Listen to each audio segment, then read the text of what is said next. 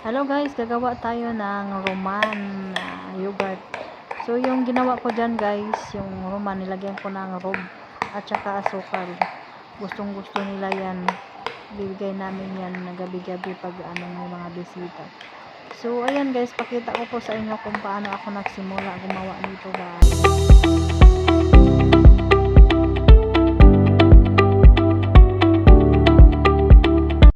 Morning guys. Ayan. Sobrang laki ng mukha ko. Nag-ano tayo. Ayan tayo ng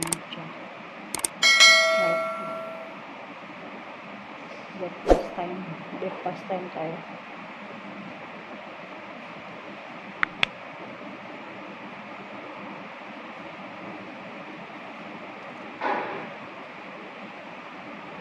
So ayan guys, yan po yung una kong ginawa. Nagpulpog muna ako ng isang piraso na roman para isahog ko doon sa salata na pagkain ng aking alaga na si Lola.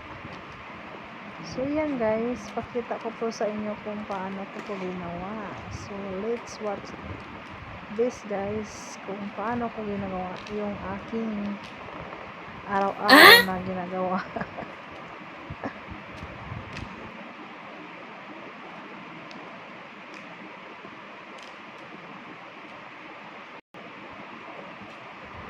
So ayan guys, tapos na po ako nagpupog ng isang pirasong roman. So ayan, ihalo ko na po dyan sa salata na ginagawa ko. So yan po yung palagi kong ni-ready sa aking alaga na si Lola, yung pagkain niya araw-araw. So maganda yan siya para sa kanya, para healthy food. Kasi hindi siya pwede na iba-ibang mga pagkain. So kailangan talaga na meron kang salata.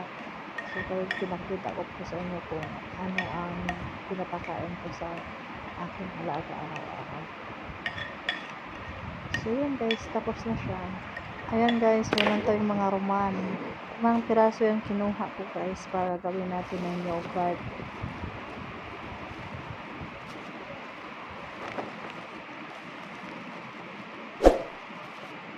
Roman, maganda sa roman.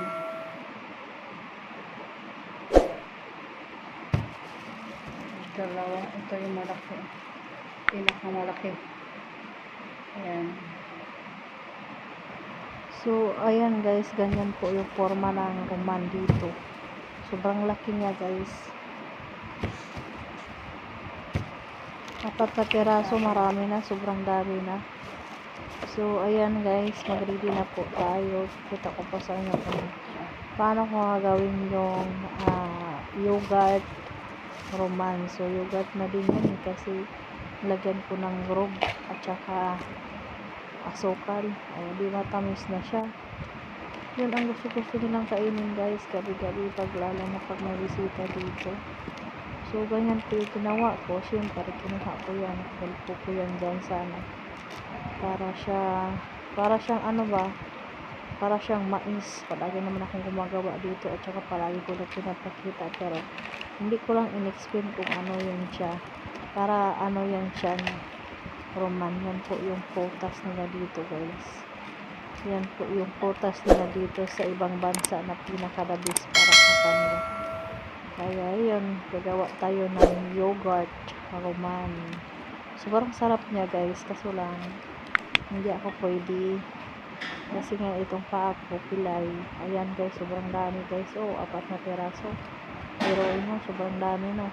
So kunin natin yung mga puti-puti syempre. So ayan guys, nalagyan ko na yan ng asukal at saka nagkuha na ako ng rob. Ayan, hinaluan ko ng rob itong roman. So, nilagyan ko na yan ng asukal guys ha. So, halo-haloan lang natin para ma-mix talaga yung asukal para hindi siya buo-buo ba. Pagtapos, nilagay natin sa freezer siyempre para malamig siya. So, ayan, tamang halo-halo lang with asukal na yan guys. So, lagyan ko ulit ng rob. Inagos ko na yan, konti na lang yan. Para mas marami yung rob, mas masarap. Sobrang sarap niya guys. May isang beses gumawa ako nito. Nilagay ko sa freezer. Tapos kinabukasan nag-iba yung kulay, parang tawag nito, parang strawberry. So yan lang muna guys. Thank you for watching and don't forget to like and subscribe to my YouTube channel. I hope nagustuhan nyo po yung flex ko for today sa aking paggawa ng Roman yogurt. So yan lang muna guys. Thank you for watching and sa sunod ulit guys.